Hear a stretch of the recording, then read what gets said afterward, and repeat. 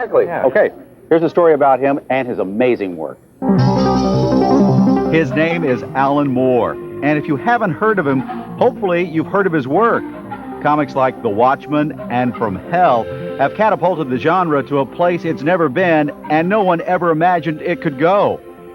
Thanks to this comic book writer's blood-curdling words and ideas, these pages aren't just for kids anymore.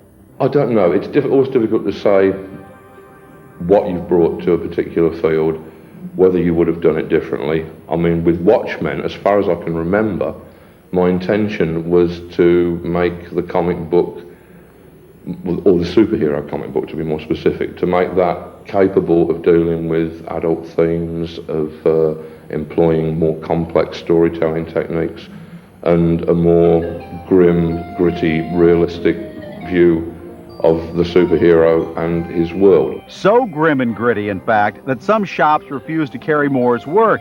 For instance, From Hell has been seized by police in a number of countries, including the UK, America, Canada, and Australia.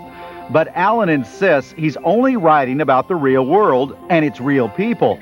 People like you and me. Well, at least, like Alan.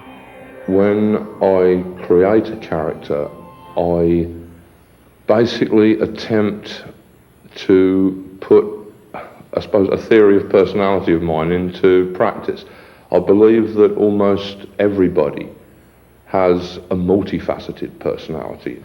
So, if you're writing a character that is, for example, very cowardly, then it would be instructive to actually go back to the last time in your life, the time that you didn't tell anybody about, when you did something that was low and cowardly, and then amplify that emotion.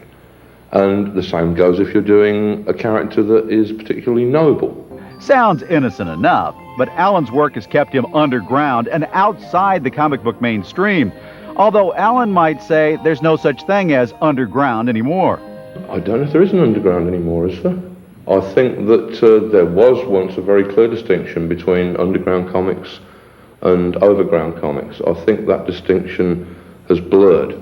I think that the underground and the mainstream have become very interchangeable. But if you think that means he's changed over the years, think again. It's not like I'm an outsider who came in. I think I'm an outsider, and then the walls of the building that I was outside just collapsed of their own accord. Everybody's outside now. This is the 20th century. You know, we're sort of, I don't think there are any insiders anymore, perhaps in the stock markets, but not in real life. And where does that leave his readers? Not even Alan wants to fathom a guess. I don't know who reads my material. Some artists and writers tend to work with a particular audience in mind. I really can't imagine who's reading my stuff, but I don't think I want to be trapped in an elevator with them.